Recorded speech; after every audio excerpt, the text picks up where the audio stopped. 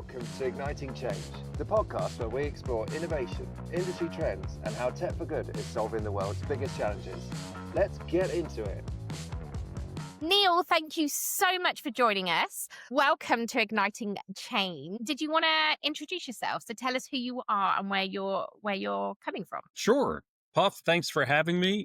So I am the founder of Detect Wildfires. We're a company that's focused on bringing wildfire detection technology to the people that need it. And I'm based in the DC area, but as you know, there aren't many wildfires here. So I travel often to the West Coast and other places where there really is a need. What's the problem you're most obsessed with solving? Now, I can take a guess, but it would be good to hear from you. Well, I think when you look at how wildfires have really accelerated over the past several years, there's been a challenge in understanding how to detect them earlier. And what is the best way? Is it through having sensors in a forest? Is it through having cameras or satellite imagery? And the real answer is it's all three and more. Wildfire detection is a single technology solution. It's really an ecosystem. And, it's kind of like any kind of sport, baseball, football. You've got people that play different positions. You couldn't play the game with just one of them. It's the same with wildfire detection because each one has a certain zone, a certain area, a certain strength that they have, but they're not able to cover the detection of all of them. So it's kind of an orchestration of all those technologies together. So I think really, my hope is over the course of time that we'll see a bit more integration so that a user has all of these technologies at their fingertips without having to necessarily be an expert in integration or installation so that they get the best of all of these together and get the best detection possible. Like, how on earth did you get into this? Great question. I ask myself that sometimes too. But the answer is that my daughter was spending a summer in Alaska outside of Denali National Park. And one day she called me up and she said, "Hey, Dad, just want to let you know there's a wildfire that's in this area where my cabin is." And I said, "Okay, well, there's got to be some information available. How far away is it? What's the trajectory? How fast is it moving?" And she said, "The only thing that's available is a twice a day update on Facebook by the Borough of Denali, which is just a static map with basic geometric symbols on it showing the fire location and the fire spread." And I said, "Oh, no. In this day and age of information at your fingertips, that's not even possible." So I hung up from that call and I did a deep dive and I looked and I was sure that she was wrong. There was some service she wasn't aware of. And I had to humbly call her back and say, "You're absolutely right. That is the only thing that was available, was twice daily updates by the local government posted on Facebook." So from that, I said, there's got to be a better way. I mean, how on earth is this being tracked around the world? And I found out that there are a bunch of companies out there that have really innovative technology to detect wildfires at early stages, track them, everything that you want to be doing. And I was puzzled, like, why aren't they here? Why aren't those technologies in the US? And so that when my daughter calls, that I can, look in an app or she can look in an app and know exactly where the fire is. So that's what got me started because I found out the solutions are out there, but not here. When you say out there, like, can you name like specific Sure. countries or specific solutions? Yeah. So wildfires are not unique to North America. They're all across Europe and Asia and Africa, pretty much everywhere now. And as a result, the companies that have a lot of the technology are actually based in Europe or based in Asia. And what they found, and what I found from my conversations with the founders of these companies, is that it's far easier to sell their technology around the world than it is in the US. And the US, while it is potentially the biggest market for wildfire technology, it's also the most challenging. So when you're a smaller company, you might have a great wildfire detection device. It may be easier for you to sell outside of the US to get momentum instead of trying to enter this market. I mean, that is literally wild. So talk to me about early detection. Like, what does that actually look like? Sure. So early detection, like I said, is more of an ecosystem. And it's a number of different types of systems that operate in concert with each other. So they fall into kind of a few different categories. The first one being sensors. So these are sensors that are calibrated to pick up the signature of a fire, the smoke starting like on a smoldering fire. They're able to pick up the chemical composition and then ultimately later pick up the particulate matter that starts floating through the air. So they're able to detect that. So what happens is that these are oftentimes deployed within a forested area or on the edge of the wildland urban interface, also known as the WUI, and they are constantly sniffing the air. So they're looking for a particular signature of gases. They pick that up. They then will go through actually an AI routine to ensure that it's not a false positive. Because in this business, everybody hates false positives because you're basically calling fire when there may not be one. So they want to go, so very, very quickly, they go through, they analyze it, they do a bunch of different tests, and then they come back. And if in fact it is what they believe to be a fire, that alert is sent up wirelessly through either satellite or cell technology up to the cloud and then back down to either a first responder or an end user or what have you. So that's kind of the first category would be sensors. The second category would be what are called PTZ cameras, and that stands for pan, tilt, zoom. So basically a camera that can kind of go in any direction. You've seen these before. They're oftentimes used for security purposes. So they've been adapted for wildfire use, and they normally sit 150 to 200 feet up in the air. And that gives them what we call a great view shed. That means that they can see far off into the horizon. And of course, they're constantly moving. So they might be able to get a 360-degree or close to a 360-degree view. And so they're able to capture that smoke plume that's coming up on the horizon that's above the tree canopy. So the sensors are actually the best at detecting at the lower levels. So at the tree level, at the ground level, where the fire starts right away, but the cameras can capture it once that smoke plume goes high enough where it penetrates the tree canopy. And you've seen it before. You've seen the image. Oh, we've got a big fire out here. It's a big smoke plume. So that's how they operate. And they also employ AI technology to ensure that what they're seeing is not fog, right? Or it's not a bird or something else. So they also do the same thing to make sure that what the camera is reporting back as a fire is actually a fire. And lastly, the third area, which is really emerging quickly, would be satellites. So traditionally, weather satellites have been adapted for use for wildfire tracking. There's a lot of information that they could provide, and certainly they had the visual aspect to be able to see what's going on, but they really did not have the speed. Their latency was too long to really be effective. So a number of companies have come to market with satellite technology specifically for wildfire detection. So they have infrared cameras that can pick up on heat signatures. They can look at the fire spread. They also have optical cameras and other devices so they can determine where the fire spread is, the direction, the trajectory, better than really any other technology. They can kind of triangulate and say the fire is going from point A to point B in this amount of time. And in addition to the wildfire detection, they also can manage the fire spread, so while the fire is going on, but also after the fire is done, they can help with assessing the areas that need to be restored. So they can give a snapshot of here's the area that was burned, here's how bad the damage is, and this is what we need to do to restore it. So Puff, I'd say those are really the three main areas of technologies today. And they all sound amazing. It's interesting hearing your sports analogy earlier that you need all three almost. But I'm curious, do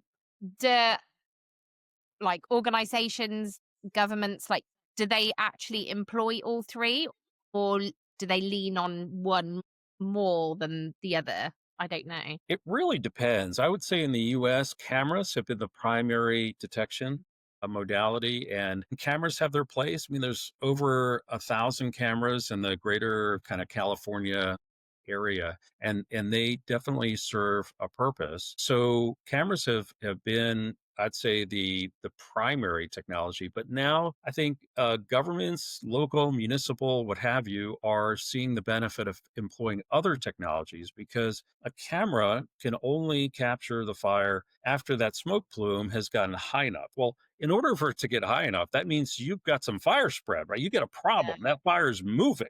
So I think they're starting to understand that we want to get that fire before it starts to spread. And to do that, we've got to do some different things. It doesn't eliminate the need for the camera. It just means that they serve different cycles of the fire itself. So, yeah, I think that we're starting to see some of that. And truthfully, a lot of this is driven by budgets, right? Yeah. And, you know, before wildfires started taking off and becoming such a problem over the past several years, county governments, state governments, they had a budget for wildfire suppression, and that paid for fire equipment, responders, training, etc.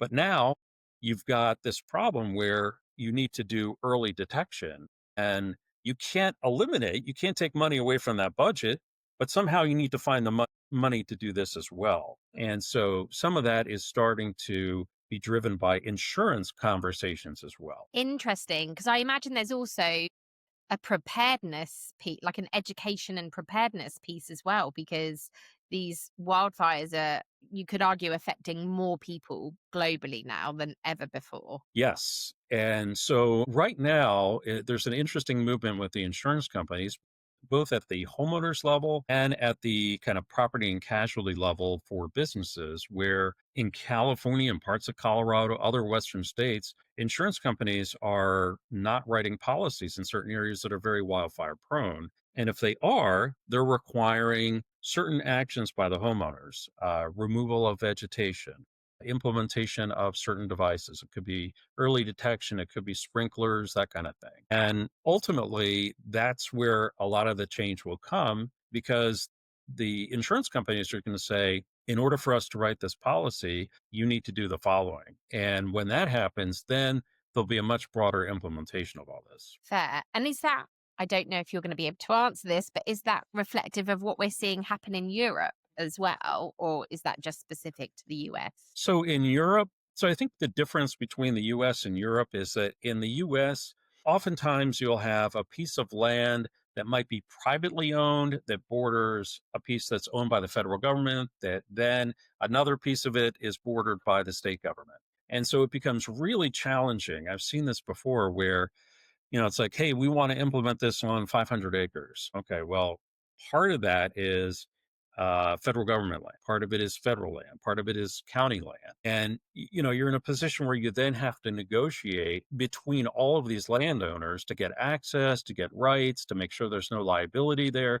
Even though it's to their benefit, it can be challenging. But in Europe and in other places in the world, that's less the case. Oftentimes you have large swaths of land, parkland, etc., that are owned by either the country itself or the province or what have you. And so it becomes easier for them to say, this makes perfect sense. We're going to sign off. Let's do it. Fair. And you talk about the sensors, the satellites, the cameras, and I don't know if I'm interpreting this right, but in my head, I'm like, that's a lot of data, like a lot of data that is being collected. But then where does that data go? And how do people get access to that data? Great question. And the part that we haven't even talked about is that there's technology to look at the conditions before the wildfires happen, right? So there are sensors where you can check a forest for soil moisture, for the tree growth, for the leaf wetness, for how likely the vegetation is to ignite. These are all things that are earlier in the process that are really part of the entire picture. Right. So if you know that the soil moisture is extremely low and the leaf wetness is almost absent and the tree growth has diminished, you have the conditions that are ripe for a wildfire. Right. But to answer your question, there is a lot of data.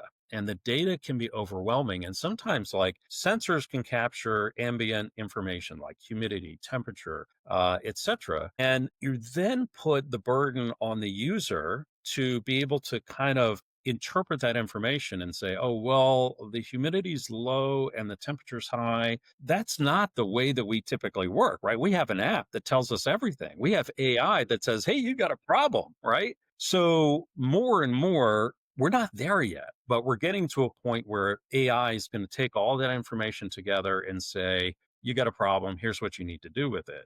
And I think the other part, there's been this emergence of predictive analytics, which is really a fancy word to say we're going to take all that information from sensors, from cameras, from satellite. We're going to feed it into a single system that's going to say, here's where you got problems, right?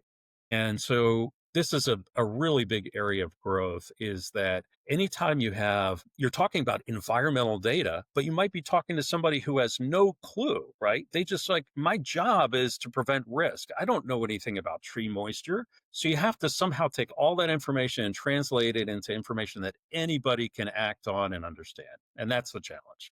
I mean, is there anyone leading the way there that you can shine a light on, or is it just still such an area of growth or opportunity? Not yet. Not yet. I think of like the Ring camera, right? When you buy a Ring camera, you open up a box, it's got the mounting hardware, it's got the screws, it's got all the information. You pair it with the Wi-Fi that's in the system using Bluetooth or Wi-Fi, and then you're scanning a QR code to set it up. I mean, you're done in 15 minutes, right? And you're looking at that Ring camera, and you never have to think about it again. We need to get wildfire tech to that point. We're not to that point, and I think if you can have a solution for homeowners that is that easy to implement, then they're going to buy it, they're going to put it out there, and they're going to get the early warnings that they need to have to keep themselves and their families safe. And the same is true for whether it be a business, a school, or any organization to be able to say, "Okay, well, let's just see, we need 6 of these. We order them, they show up. Maybe the maintenance crew can install them, or there's a local installer that can assist, but it's not a complex integration effort." So that's where I hope things will go soon. Like, I'm with you. And, it's almost like translating all of this data into something that is useful to the everyday person. And I'm going to put myself in that category because I work, I've got 3 kids, I've got a husband, like, like it's a very busy life, but I live in an area where there's lots of trees and it is a very dry, humid climate that I live in. And I know that there's risk sometimes, but I want to know when it matters most. Do you know what I mean? When I can actually act or even prepare, like, what should I be doing? But I need that information served to me at a time I can actually do something about it rather than when it's too late. Because I think now I can get notifications. So completely biased, but I've got the American Red Cross emergency app on my phone. I can get alerts when there are wildfires, but it's almost like that's too late. Like when there is actually a fire, like what can I be doing before to prevent? It's at that point that I would want to be served that information so I can actually act and do something about it. Sure. Well, actually, there are quite a few good apps out there now that will help guide you to preventative steps, whether it be looking at vegetation that you can remove around your home, steps that you can take to ensure that your roof and soffits and so forth are more fireproof. So there's a lot of good information out there. But in terms of technology and device feeding you that information, yeah, we have a ways to go because what you as a homeowner need to get is, hey, there is a potential for a problem here because it's dry outside. There have been some fires in the area. These are the things that you can do, all the way to there's a fire approaching and you need to be alert and ready to potentially evacuate. So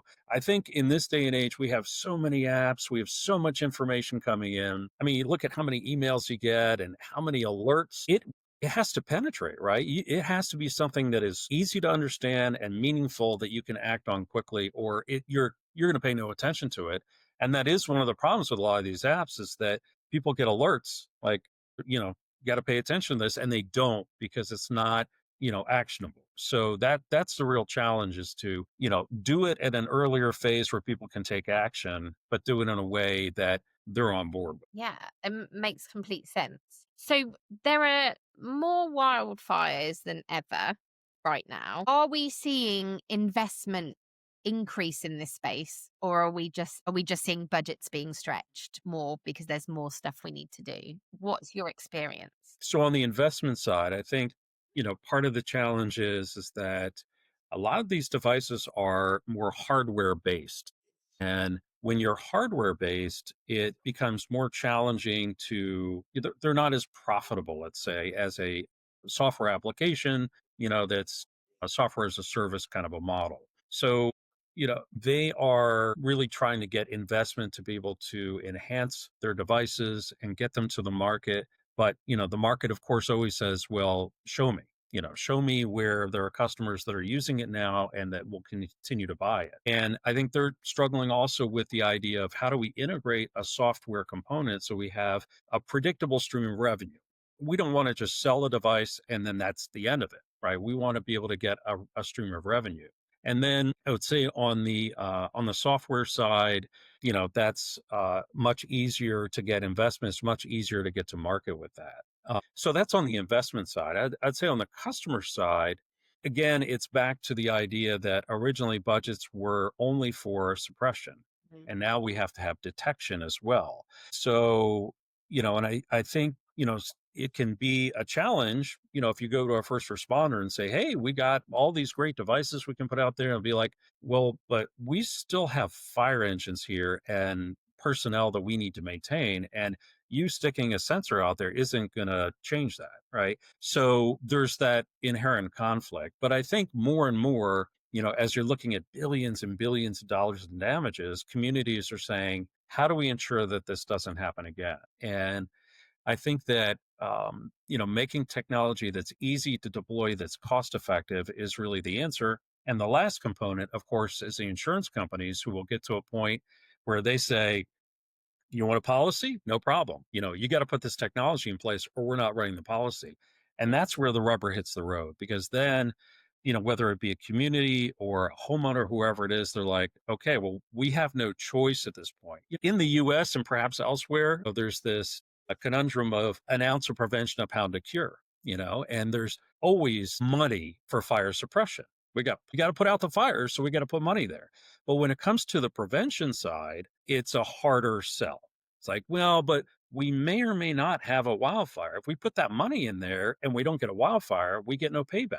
So these are some of the challenges that I think exist. Like, how do you convince communities, investors, or governments to think beyond that? Like, that is a big question. But yeah, how do you convince them to think beyond suppression? It's difficult. It's really difficult. And sometimes what you have to do is break the solution down into more of a kind of a monthly model, right? Because you might go and say, oh, to protect your community is going to be, we don't have that money. But if you can break it down in a way that says it's a certain amount, let's say per acre per month over a period of time, and that includes maintenance of devices and updates and all that, it's much more palatable. It works better with budgets because then it becomes more of an expense item than a capital item. So there are ways to make it more palatable, but I think ultimately it comes down to a grassroots efforts, oftentimes by residents.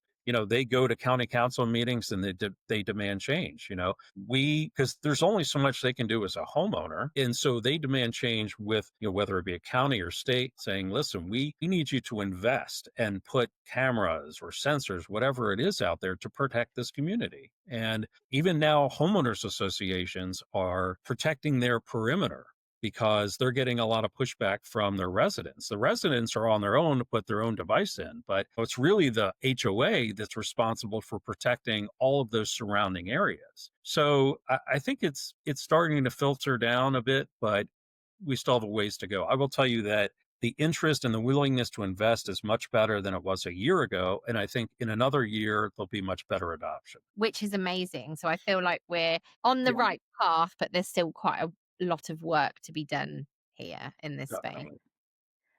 Like, just out of genuinely curious, but is this a big space of people that operate in wildfire detection? Like, No, is it it's very small? It's relatively small. Yeah. And I think that's driven by the fact that these are point solutions that oftentimes today are being deployed as a proof of concept, where a state forest or a county, what have you, might say, well, here's 100 acres. Let's deploy this. Let's test it. Let's give it a year. Let's see how it operates. And then we'll come back and make a decision.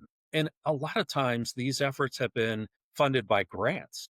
Yeah. So there are a lot of nonprofits or NGOs or other organizations that will fund grants. And a grant works well to deploy a proof of concept, but beyond that, it's not designed for it. So that's kind of where we are. There are a lot of proof of concepts out there. And then when it comes to a point where like, hey, here's the data, we caught, 6 wildfires, then they can say, all right, well, we have the basis now where we can go back and get funding for this. So I think we're definitely at a prove it stage in a lot of communities, and that ultimately leads to the data that will allow for funding. And I think it's important to note here that when you're working with that kind of model, in terms of when you're very reliant on grants, things take so long.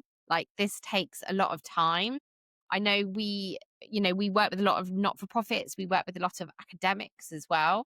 And the cycles are just quite long. And I can imagine frustrating at times. But as long as progress is being made forwards, and it sounds like it is being made. It is. Yeah, and the budgets are long. I mean, because, first of all, the fire season, which tends to run kind of spring through summer, when that's going on, nobody really has the attention to evaluate devices or, to have these conversations. It's really in the follow-on months, kind of the shoulder months between fire season, that they happen. And so you have a very short window of time to say, hey, here's a technology. Why don't you try it out? And then for it to be validated before they can make a decision. To your point, that decision might be like, yeah, this proof of concept, it's great. So let's put it in the 2027 budget. Like, well, how are you going to deal with fires next year? Yeah. Well, we don't have the money, so it is a long cycle. What's coming down the line in fire tech that gives you hope that you're like, yeah, like this is going to be quite exciting for this space? So there's a lot coming up in integrating the detection together, like we talked about, that's Yeah. going to make it easier to get good information about what's going on and get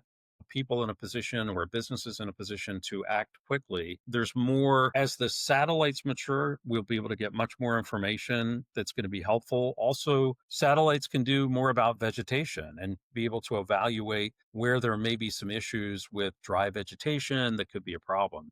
But I think ultimately, we have to get to that ring camera place where we have the thing, right, that can be deployed. We're like, oh, wildfires, I got that, right? I got my device, I got my app, I'm good, right? And I think we'll get there, but today we still have a number of point solutions that are not integrated together. It's kind of like Betamax and VHS, if you can remember that battle. You've got, proprietary tech that doesn't talk to each other. It's like, hey, I'm a sensor. I want to feed the camera some information. Oh, I don't talk your language, right? So how does that work? There are no standards today in terms of information that is passed from one wildfire tech device into, say, the cloud or to another device. So that needs to be opened up. And I think, also, there's a tendency when these companies, and this is natural, go to market, they're like, my device can do it all, right? Like, oh, well, what about that? No, you don't need that, right? And ideally, if everybody was working together, like, let's go to market together. Like, in this scenario, like in this background behind me, there's a place for a sensor. There's an opportunity for cameras. There's going to be some satellite tech. There's opportunity. It's a win-win for everybody. But, we have to kind of get away from this proprietary mindset. It is. It's like we need to encourage more collaboration here to actually crack this nut. That is the way forward. So my assumption is going to be like if you had unlimited funding, right? And you could invest in anything, I feel like it's going to be in this space in terms of the integration, the collaboration piece, and bringing it all together to make, I guess, the impact that's needed right now. Yeah, it would be in that killer app device that either, there's one version for homeowners, there's another one for businesses or for larger areas of land that will bring together all the technologies. It'll pair up everything that's needed and will give the user, whether it be a homeowner, a private forestry customer, a government, whoever it is, they can easily look at a dashboard, just like I can look at my Ring camera and I can see exactly what's going on. They'll give them that situational awareness and not have to give thought to how these things going to plug together, who's going to integrate them, how do I get data from one point to another. So if I were to invest, I would invest in something that is next generation, that brings one solution together that will, and the truth is that oftentimes the one solution fits all doesn't work, right? There are situations where that's not going to work, but for the majority of applications where you can have something like that, or maybe have a couple of different options depending on the environment, that to me is going to kind of carry the day in terms of wildfire detection. The way that you talk about it, Neal, it makes it sound so simple. I'm like racking my brain, like, why doesn't this exist now? Because it's not like this is new technology. This is simply bringing the right data together, analyzing it, and being able to make informed, like giving people information at a time when it's most needed. It feels so basic. Like, it's so frustrating. There's nothing like this that exists. I find this mad. Well, that's why there's opportunity, right, Puff?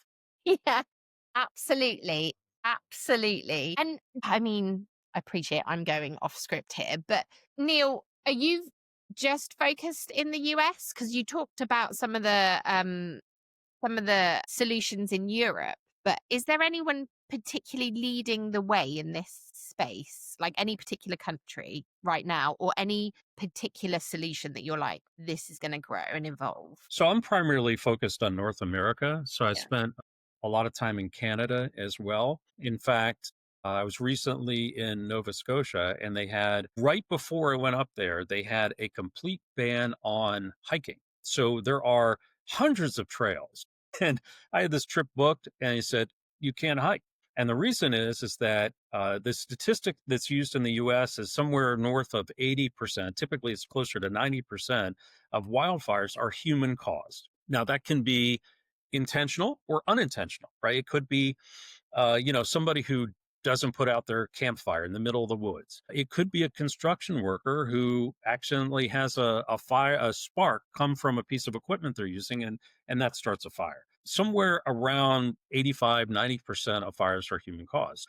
From their thinking, they're like, well, that's the case. We're a small province within Canada. We don't have a ton of firefighters. So we are going to ban all hiking so that we can eliminate that risk. In addition, they banned all outside fires. So you can do a fire pit or anything like that. So, I think, it really depends on the country and their resources. And, Canada is effectively about the same size as the US, but they have 61 million people instead of, 360 million or something like that. So therefore, it's harder to implement these solutions because just like in Alaska, if 100 acres burns, they're going to be like, it's okay. We have 100,000. It doesn't matter. It's a rounding error. Well, the same is true. I mean, you look in British Columbia where there's hundreds of thousands of acres of forest. There's a point where they say, well, how much is it going to cost for all this? And those are the difficult decisions that are being made. But having said that, much of the technology that I'm involved with comes from Europe, but I focus it on North America. Fair.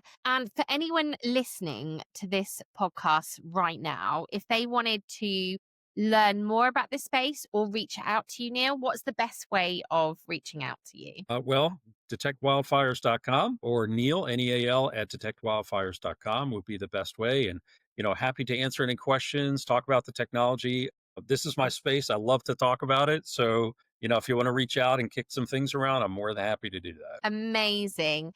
Neal, thank you so much for your time. Really appreciate it. I've learned a lot and it's it's made me want to ask more questions and get to know this space a lot more. I mean, I'm really lucky. I get to sit in the Arise network. I sit on the board and it brings lots of people in this space together. And actually, this conversation has made me realize the importance of these networks more and more in helping bring people together, connect the right people, because it is hard, I think, when you work in a very niche area, depending on where you're from. But Neal, look, thank you so much. Really appreciate your time and excited to learn more. Thank you so much. It was great having a conversation today, and happy to be on the program and talk to people more about wildfire.